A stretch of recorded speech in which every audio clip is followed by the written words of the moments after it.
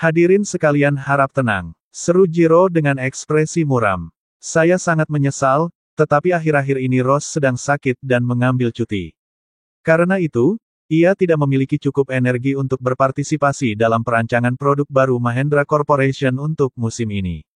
Tapi tenang saja, kondisi Ross kini sudah membaik secara signifikan, dan karyanya akan ditampilkan dalam edisi Mahendra Corporation musim depan. Mohon nantikan kehadirannya. Apa? Ross sakit? Barulah setelah mendengar kabar bahwa kondisi Ross membaik, para penonton menghela napas lega.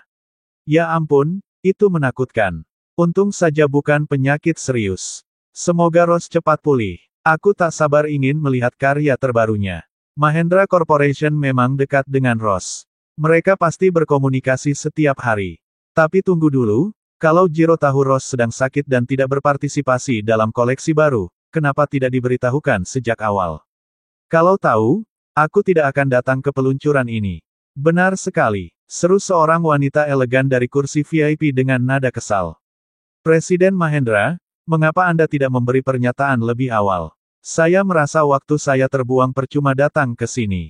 Keluhan pun bermunculan. Ini hanya trik menarik perhatian dengan nama Ross ya. Kami datang khusus untuk melihat karya Ross, dan sekarang waktu kami terbuang sia-sia. Ini sungguh mengecewakan. Para jurnalis yang hadir masih tenang. Bagi mereka, Mahendra Corporation tetaplah merek besar nasional. Hadir atau tidaknya Ross, mereka tetap akan meliput. Namun para sosialita yang duduk di area VIP merasa sangat dirugikan. Mereka orang penting dan tidak suka dipermainkan. Suasana pun mulai memanas. Namun Jiro tetap tenang dan segera memainkan kartu trufnya. Hadirin harap tenang. Meski kita tak bisa melihat karya Ross hari ini, tamu kejutan kita adalah Olivia Miss Dirgantara, yang akan menghadiri peluncuran produk ini. Begitu nama Olivia disebut, suasana langsung berubah. Siapa yang tidak kenal Olivia? Nona Dirgantara adalah cucu dari pasangan Dirgantara senior dan sepupu Alvaro. Bukan hanya kecantikannya yang memikat, latar belakang keluarga dan status sosialnya membuat semua orang ingin menjalin hubungan dengannya. Selain itu, Olivia adalah pemilik agensi hiburan yang telah melahirkan banyak selebritas. Ia terkenal, berbakat, dan berpengaruh. Wah, benarkah Olivia akan datang? Dia pelanggan tetap Mahendra bukan? Lebih tepatnya, dia penggemar berat rancangan Ross. Tak heran jika dia diundang ke sini. Kalau Mahendra bisa mengundang Olivia, gelar sebagai merek fashion nomor 1 jelas pantas mereka sandang. Sementara orang-orang membicarakannya, Jiro melangkah ke samping panggung dan bertanya pelan kepada Selena, bagaimana, apakah Olivia sudah datang? Selena menggeleng. Belum, Maiko sedang menunggunya secara langsung. Tak lama kemudian, Maiko kembali, tapi ia sendirian. Wajahnya panik. Jiro, Olivia belum juga datang. Mungkin dia hanya terlambat. Jiro tetap tenang. Mungkin saja. Jangan panik. Bagaimana dengan mesmerizing? Mendengar nama itu, Maiko langsung mencibir. Kakak tenang saja. Aku sudah mengatur orang untuk mengawasi mereka. Mesmerizing sepi. Hanya 1-2 media yang hadir. Tidak ada yang memperhatikan. Pembukaan mereka benar-benar sunyi. Alara itu, bisa lupakan saja karirnya di sana. Jiro mengangguk, wajahnya puas. Ada kilatan kemenangan di matanya. Alara, cepat atau lambat kau akan kembali memohon maaf. Tiba-tiba, seorang wartawan berseru keras, lihat. Olivia baru saja mengunggah tweet. Dia merekomendasikan sebuah merek pakaian. Semua orang segera mengeluarkan ponsel. Benar saja, Olivia memposting tweet panjang dengan nada elegan dan antusias, memuji sebuah merek. Awalnya mereka mengira itu adalah pujian untuk Mahendra Corporation. Namun ternyata, merek yang direkomendasikan Olivia adalah Mesmerizing. Mesmerizing. Merek apa itu? Sepertinya baru berdiri. Ya ampun. Olivia memuji Mesmerizing dengan ratusan kata tanpa pengulangan. Dia sangat menyukainya. Bukankah dia seharusnya datang ke sini? Kenapa justru mempromosikan merek lain? Maiko yang awalnya penuh percaya diri, kini membeku. Senyumnya menghilang. Jiro, apa-apaan ini? Jiro buru-buru membuka ponselnya. Matanya membelalak. Apakah Olivia salah mengirim tweet? Bagaimana bisa, Mesmerizing? Namun kejutan belum selesai. Beberapa saat setelah tweet itu diunggah, semua artis top di agensi Olivia me-retweet unggahan tersebut. Mereka adalah influencer dengan jutaan pengikut. Dampaknya luar biasa. Nama Mesmerizing langsung menjadi topik hangat. Para sosialita dan wartawan di lokasi ternganga. Gila, siapa sebenarnya pemilik Mesmerizing ini? Saya ingin tahu lebih banyak. Kita harus melihat toko itu. Lihat, di tweet terakhirnya, Olivia menulis bahwa dia saat ini berada di toko utama Mesmerizing. Hah, bukankah Jiro bilang Olivia akan hadir di sini? Jadi dia bohong. Olivia bahkan tidak peduli dengan Mahendra. Kerumunan VIP mulai marah dan melotot ke arah Jiro. Presiden Mahendra, Anda menyembunyikan ketidakhadiran Ross, lalu berbohong soal Olivia. Apakah ini cara Anda memperlakukan tamu VIP? Ini penipuan. Ayo kita pergi ke Mesmerizing saja. Tidak ada yang bisa dilihat di sini. Satu persatu hadirin bangkit dan meninggalkan ruangan.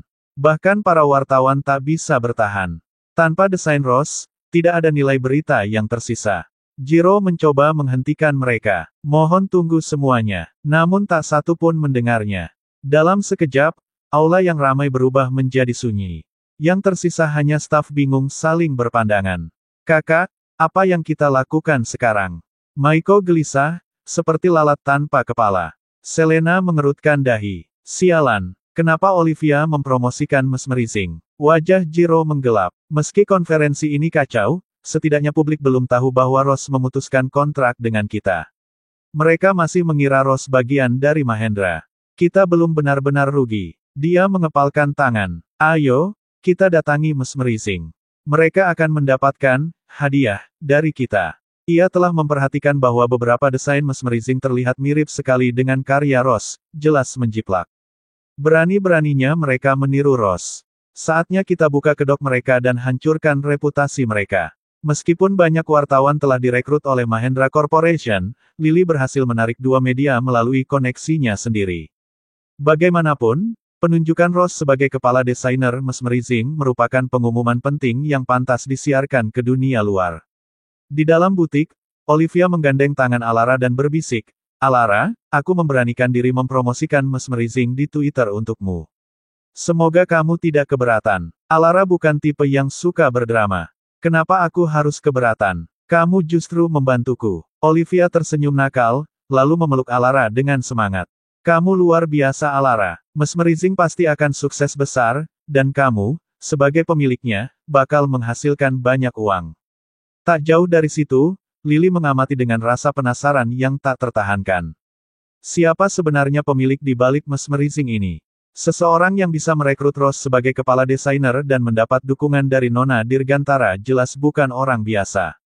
Tiba-tiba seorang petugas keamanan masuk dengan tergesa-gesa.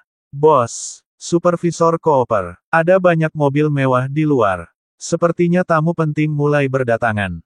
Lily segera menoleh dan melihat deretan mobil mewah parkir di luar. Beberapa sosialita dan wanita berbusana elegan turun dari kendaraan dan langsung menuju butik Mesmerizing. Tak lama kemudian, seorang petugas keamanan lain masuk dengan wajah semangat. "Bos, ada banyak wartawan di luar. Mereka bilang ingin meliput acara pembukaan kita." Alara langsung menyadari bahwa promosi Olivia telah membawa hasil. Ia menoleh ke Lily dan bertukar pandang. Lily mengangguk penuh pengertian, lalu dengan cekatan memberikan instruksi kepada staf agar segera bersiap. Saat para jurnalis mulai berdatangan, perhatian mereka langsung tertuju pada interior butik Mesmerizing yang luas dan terang. Desain ruangannya modis, menampilkan lampu gantung artistik dan area duduk berbentuk geometris unik. Semuanya tampak berkelas, menyerupai butik merek internasional, jauh dari kesan butik kecil. Namun kejutan sesungguhnya adalah panggung peragaan busana yang didirikan di tengah butik. Para model tampil mengenakan koleksi Mesmerizing dengan pencahayaan dan efek terbaik, menyuguhkan pengalaman visual yang memesona. Ya ampun, para sosialita yang hadir karena rasa penasaran langsung terkesima. Awalnya kupikir ini merek baru biasa. Tapi ternyata tampilannya sangat elegan dan mewah. Mereka bahkan punya runway sendiri. Jauh lebih mengesankan dari yang ditampilkan oleh Mahendra. Dan pakaiannya, sangat indah. Bahkan lebih menarik dari koleksi baru Mahendra Corporation. Pantas saja Nona Dirgantara mendukung mereka. Ini benar-benar bakat murni. Wartawan mulai sibuk mengambil gambar, antusias mengabadikan setiap momen. Setiap gaun yang dipamerkan membuat penonton terpaku. Tak ada kejenuhan visual, tiap koleksi menghadirkan kejutan dan rasa kagum. Lalu tibalah mahakarya terakhir. Gaun putih yang memesona, halus, ringan seperti kabut, selembut awan. Roknya berlapis berlian kecil, berkilau laksana langit malam bertabur bintang. Di balik rok, tersulam samar pola istana dengan benang perak. Saat model berjalan, sulaman itu memantulkan cahaya lembut, menciptakan suasana bak cahaya bulan yang mistis. Perpaduan antara keanggunan dan kemewahan ini membuat seluruh ruangan terdiam. Lalu, gelombang kekaguman membuncah. Sangat cantik. Aku tidak bisa berhenti menatapnya. Gaun ini seperti dari dunia lain. Apakah ini juga karya Mesmerizing? Ini sungguh luar biasa. Di antara kerumunan, Jiro, Maiko, dan Selena baru tiba dan langsung terpikat. Jiro merasakan tekanan. Tingkat desain Mesmerizing terlalu tinggi, bahkan mengancam posisinya. Selena tak bisa menyembunyikan kekagumannya. Ia ingin memiliki gaun itu. Sementara Maiko menggertakkan gigi. Baru saja saat konferensi pers Mahendra, tak satu pun pujian terdengar. Namun di sini, semua orang memuji tanpa henti. Lily melangkah mendekati model di panggung, lalu mengumumkan dengan lantang. Hadirin sekalian, selamat datang di pembukaan butik Mesmerizing. Gaun malam yang barusan diperagakan adalah karya utama kami hari ini, dan dinamai Mesmerizing, sama seperti mereknya. Sorak-sorai kembali bergema. Namanya pas sekali. Tak terlupakan. Cocok dengan misinya, membuat pelanggan terpesona. Jauh lebih indah dari semua produk baru Mahendra hari ini. Jiro dan Maiko tampak semakin muram. Satu gaun Mesmerizing mampu mengalahkan seluruh upaya dan anggaran besar Mahendra Corporation. Siapa perancangnya? Ini jelas karya seorang maestro. Tapi, kenapa desainnya terasa familiar? Jiro menyeringai dalam hati. Tentu saja familiar, karena dijiplak dari Rose. Alara bekerja di sini. Jika dia yang merancang gaun itu, maka dia telah berani meniru Rose. Plagiarisme adalah dosa terbesar dalam dunia desain. Reputasinya akan hancur, kariernya tamat. Ia memandang Alara penuh kebencian, seolah ingin menghancurkannya hingga ia tak punya pilihan selain memohon belas kasihan dari keluarga Mahendra. Supervisor Kooper, seru Jiro sambil maju. Siapa pemilik dan desainer Mesmerizing? Barulah semua orang sadar, orang-orang dari Mahendra juga hadir di sana. Lily melangkah ke depan dengan wajah waspada. Tuan, ada keperluan apa? Jiro membetulkan lengan bajunya. Aku ingin bertemu pemilik Mesmerizing. Ada hal penting yang harus kubicarakan. Lily hendak menjawab, tetapi Alara mengangkat tangannya, menghentikannya. Jiro menoleh dan melihat Alara melangkah maju, berdiri anggun di depannya. Tatapannya dingin seperti bulan musim dingin, suaranya tegas dan menusuk. Saya pemilik Mesmerizing. Begitu kata-kata itu terucap, Jiro tercengang. Mulutnya menganga tanpa sadar, wajahnya dipenuhi keheranan, tak mampu mempertahankan ketenangan dan logika yang biasa ia miliki. Maiko dan Selena bahkan lebih terkejut. Apa? Alara terkutuk itu, dia ternyata pemilik Mesmerizing. Bagaimana mungkin? Selama ini mereka mengira Alara hanyalah pekerja biasa di Mesmerizing. Siapa sangka, dia justru pemiliknya. Ucapan Alara membuat semua orang di sekeliling ikut berseru kaget. Jadi ini pemilik Mesmerizing. Muda dan cantik sekali. Tak kusangka pendiri Mesmerizing ternyata gadis muda seperti dia. Benar-benar berbakat. Benar, auranya memang luar biasa. Seorang wanita bangsawan berbisik ragu. Aku merasa pernah melihat pemilik Mesmerizing ini sebelumnya.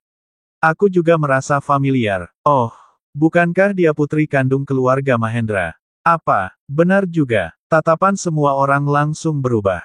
Mahendra Corporation memang bergerak di bidang fashion. Dan sekarang, putri kandung keluarga itu justru mendirikan merek sendiri, ia juga di bidang pakaian. Apakah dia sedang menantang keluarganya sendiri? Jiro tersadar dari keterkejutannya dan mengernyit dalam-dalam.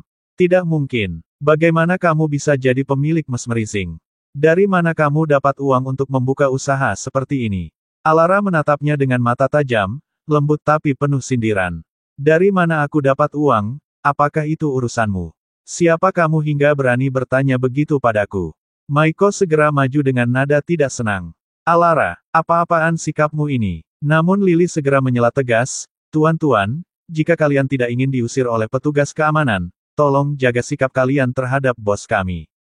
Petugas keamanan yang berjaga langsung memandang Jiro dan Maiko dengan tajam, menunggu perintah Alara untuk mengusir mereka kapan saja. Maiko nyaris menghentakkan kaki karena marah. Berani-beraninya Alara mempermalukannya seperti ini di depan umum. Jiro mengepalkan tangan, rahangnya mengeras. Baik, kalau kamu memang pemilik mesmerizing, maka aku harus menyampaikan ini secara resmi. Desain pakaian yang kamu pamerkan, menjiplak Ross. Menjiplak desain milik Mahendra Corporation. Seketika, keheningan pecah. Apa? Pantas saja aku merasa gaya desainnya familiar. Mirip banget sama Ross. Aku juga sadar, desainnya benar-benar seperti Ross. Jangan-jangan ini memang hasil plagiat. Astaga, baru saja aku suka banget sama brand ini, ternyata mencontek. Opini publik mulai berbalik. Jiro tersenyum penuh percaya diri dan melanjutkan dengan lantang, semua orang tahu, Ross adalah desainer eksklusif Mahendra Corporation. Dan sekarang, seseorang dengan tidak tahu malu meniru karyanya demi popularitas.